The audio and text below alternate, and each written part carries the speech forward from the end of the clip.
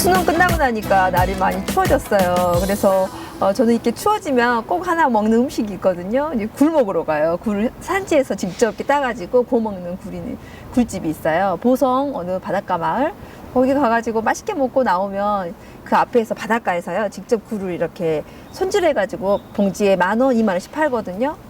그런데 이제 조금 거기 가서 제가 굴을 살 때마다 제 마음이 쓰이는 한 여성이 있어요. 바로 외국에서 시집 온 젊은 세대 같아요. 한 20대 중반이나 됐을까? 그렇게 보이거든요. 굉장히 미인이에요. 근데 이제 머리에 그 막 진흙이 묻어 있고, 얼굴도 묻어 있고, 이제 그거를 까고 있는데, 그 표정이 행복해 보이는 표정이 아니라, 뭔가 이렇게 답답하고, 그냥 아무 생각이 없어 보이는 그 멍한 눈빛?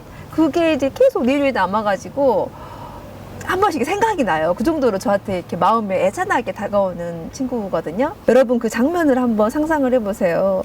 이쁜 우즈베키스탄에서 시집온 새댁이 굴을 까고 있고 오른쪽에는 그 남편이 이제 같이 또 일을 돕고 있거든요. 왼편에는 그 시어머니 되시는 분이 또 같이 굴을 까고 있는데 시어머니가 일 못한다고 구박을 하더라고요. 그리고 한 6살 정도 돼 보이는 딸내미가 왔다 갔다 하면서 엄마 이렇게 막 머리 잡고 귀찮게 하고 막 이제 이런 상황인데 저 새댁이 한국에 시집 올 때는 뭔가 나름 청운에 큰 꿈을 안고 왔을 수도 있고, 지금보다는 더 행복한 삶을 꿈꿨을 건데, 이제 제가 상상을 하는 거죠.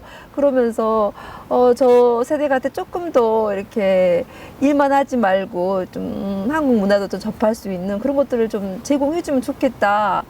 계속 마음이 쓰이더라고요. 그런데 그것도 사실 저의 오지랖이잖아요. 제가 뭐 개인적으로 개입할 수 있는 상황은 아닌 것 같고.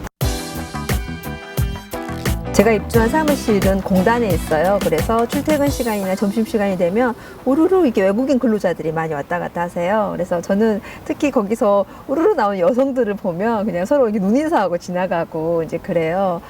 저는 이제 그렇게 외국에서 시집 온, 외국에서 일하러 오신 그런 분들이 남 같지가 않고 그냥 우리 이웃 같거든요. 그분들이 없었으면 이 공장이 돌아갈까 싶을 정도로 굉장히 많은 인원이 일하고 계시거든요. 주변에 들어보니 시골에서도 외국인 근로자들이 없으면 거의 농사 못 짓는다고 하더라고요. 저도 개인적으로 배추를 좀 심으려고 인력업체에다가 이렇게 의뢰를 했더니 외국인 분들이 2분이 오셨더라고요. 그래서 참 내가 생각했던 것보다 우리나라에 외국인 아니면 뭐 다문화 가정들이 상당히 많다. 그래서 찾아보니까 2019년도 기준으로 한 다문화 가구원이 한 100만 명이 된대요. 전체 인구의 한 2% 정도가 다문화 가구원이고요. 우리나라에 거주하는 외국인들 불법 체류자까지 포함하면 한 300만 명이 된대요.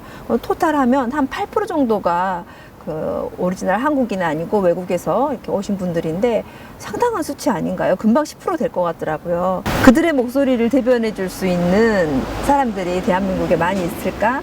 이자스민 씨가 이번에 모 당으로 이렇게 가면서 내가 한국인이 된 과정은 당신들과 다르지만 나 또한 한국인이다. 이런 이야기를 했거든요. 그 말이 전 참 와닿더라고요. 얼마 전 신문에서 보니까 포스텍에서는 대학원생 학생회장이 그 인도 사람이 됐더라고요.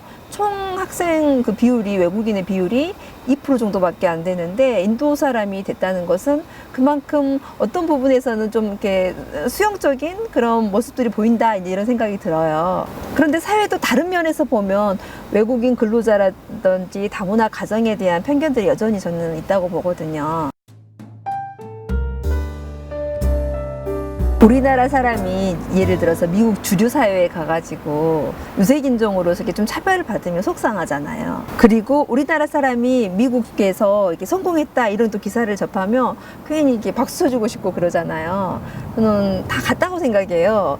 뭐 동남아에서 왔든 우즈벡에서 왔든 그분들이 한국에 와가지고 그 사람들 저는 굉장히 멋진 사람들이라고 일단 생각하거든요.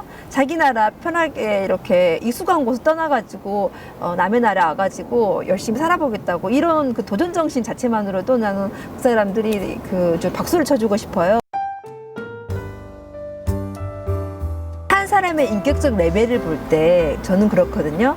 그 사람이 상대방을 대할 때 상대방이 높은 지위에 있든 아니면 그 아래에 있든 같은 기준으로 사람을 섬겨주는 그런 것들을 보면 알 수 있다고 보는데, 한 국가의 인격적인 수준을 보려면 우리나라에 찾아온 외국인들을 어떻게 대하느냐, 그들을 얼마만큼 이렇게 이해해 주느냐, 소통하려 하느냐, 그런 것들을 보면 그 국가의 레벨이 저는 정해진다고 보거든요.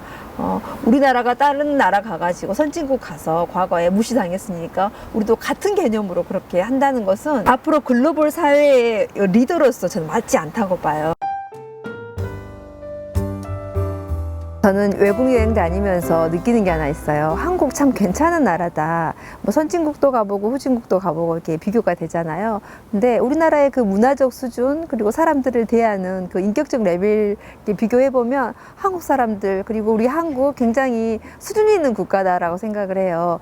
우리가 부자 나라라고 해서 그 나라가 전반적으로 그 문화적 수준까지 높다고 생각하지 않거든요. 한국에 오신 분들은 대한민국의 민간 외교 사절, 민간 외교관이라고 생각을 합니다. 리더 국가가 되느냐, 깡패 국가가 되느냐는요, 그 나라를 방문한, 나라에 함께 살고 있는 외국인들을 어떻게 대하느냐. 저는 우리나라가 분명히 리더 국가로 발돋움해 나아갈 거라고 생각을 해요.